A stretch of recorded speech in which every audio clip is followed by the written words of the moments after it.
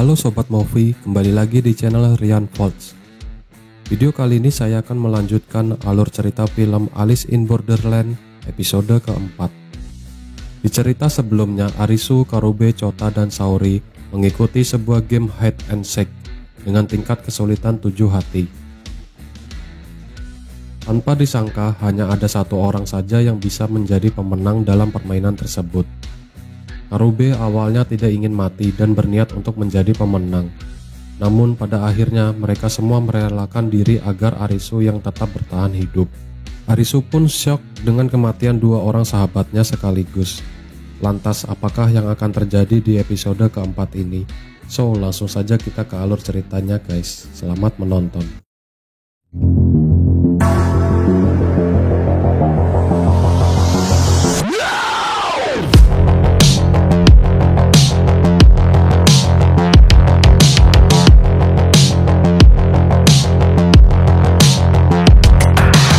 Film diawali dengan Usagi yang mendapati Arisu terbaring lemah di jalan.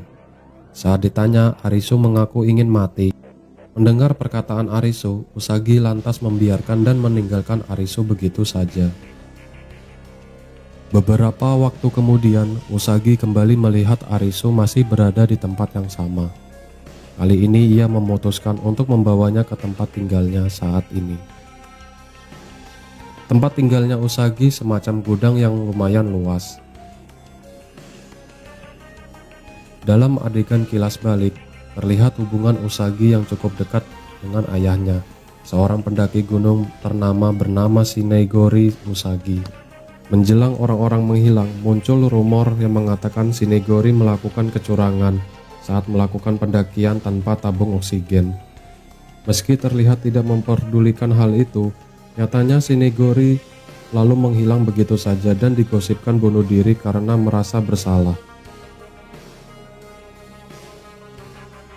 Adegan kembali ke Arisu yang terbangun dan melihat ada Usagi tak jauh darinya. Tanpa berkata apa-apa, Usagi menyiapkan semangkuk hidangan untuknya. Alih-alih berterima kasih, Arisu menanyakan kenapa Usagi menyelamatkannya. Usagi lantas menjawab bahwa walau Arisu menyatakan ingin mati, namun tubuhnya bersikap sebaliknya. Usagi melanjutkan bahwa ia juga pernah berada di posisi yang sama. Hingga kemudian ia memutuskan untuk tetap bertahan hidup. Usagi lantas menanyakan kenapa sebelumnya dalam Game of Tag, Arisu berteriak pada semua orang untuk saling memberitahu posisi Horseman. Arisu pun menjawab bahwa ia ingin agar semua orang bisa selamat, termasuk dirinya. Usagi lantas mengaku terselamatkan berkat aksi Arisu dalam game tersebut, sehingga kali ini ia ingin membalas budi.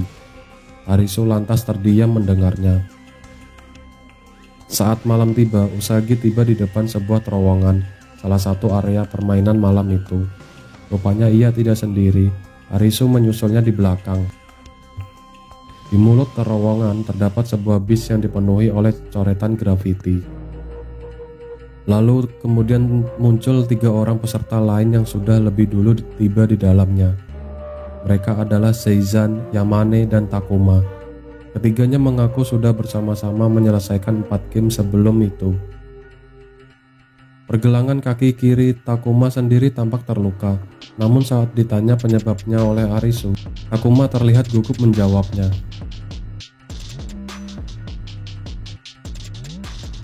Tak lama permainan pun dimulai. Permainan kali ini bernama Distance atau jarak dengan tingkat kesulitan 4 keriting. Aturan mainnya, peserta harus melewati rintangan dan mencapai tujuan dalam jangka waktu yang ditentukan, yaitu selama 2 jam.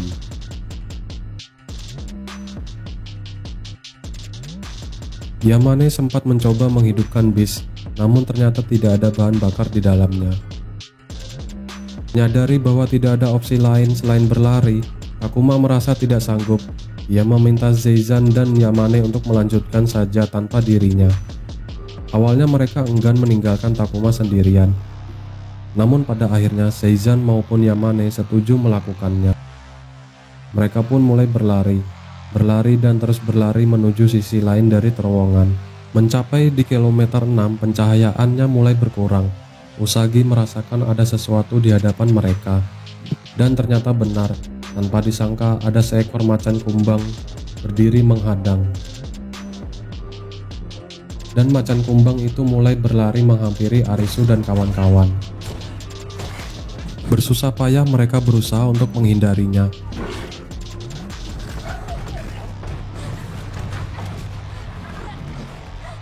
Apes bagi Zeizan, dirinya tidak sempat menghindar dan tewas mengenaskan di tangan macan kumbang tersebut.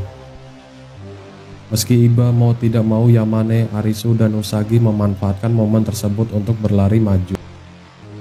Di kilometer 8, Arisu menemukan sepeda motor Royal Enfield dalam sebuah mobil bak terbuka. Sepeda motor tersebut memang tidak bisa menyala karena tidak ada akinya. Kendati demikian, ada bahan bakar di dalamnya yang kebetulan sama dengan bahan bakar bus, yaitu diesel. Tidak ingin meninggalkan orang lain begitu saja, Arisu memutuskan untuk kembali ke tempat Takuma dengan mendorong sepeda motor tersebut. Mereka lantas berjanji untuk bertemu di titik finish.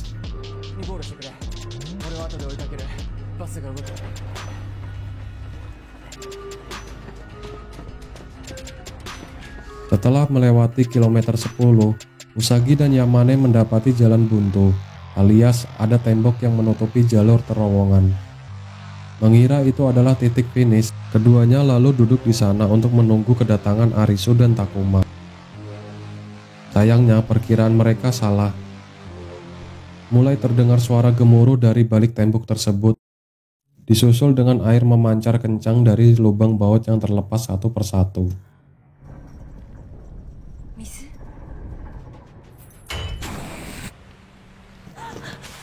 Menyadari hal tersebut, Usagi dan Yamane bergegas berlari kembali menuju arah mulut terowongan. Sesaat kemudian tembok runtuh dan air mengalir dengan deras. Di tengah usahanya menyelamatkan diri, Yamane terjatuh dan hanya bisa pasrah terhempas air.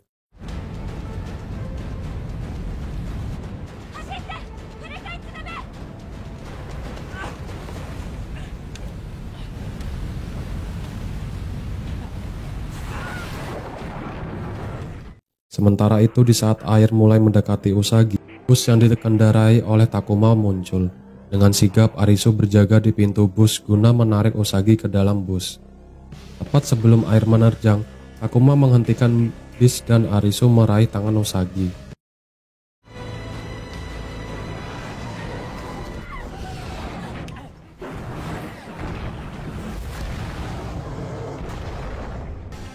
Beberapa saat kemudian, ketiganya tersadar.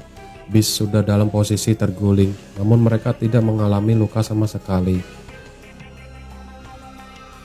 Ketiganya baru menyadari adanya tulisan besar di sisi kanan bus yang bertuliskan goal. Artinya sedari awal tujuan mereka yang sebenarnya adalah bis tersebut, bukan ujung dari terowongan.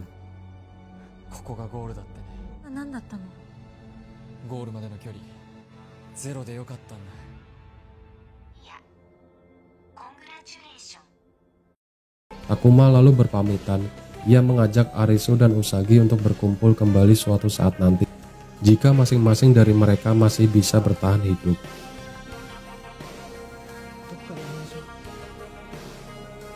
Arisu memberitahu Usagi mengenai pantai.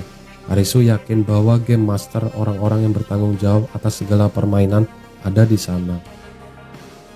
Ia berniat untuk menemukan tempat tersebut guna membalaskan dendam Karude dan Chota.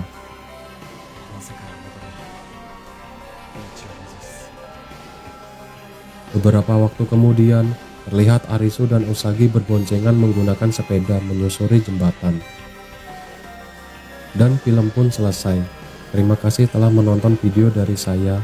Semoga kalian terhibur dengan alur film yang saya bawakan. Sampai jumpa di video terbaru lainnya.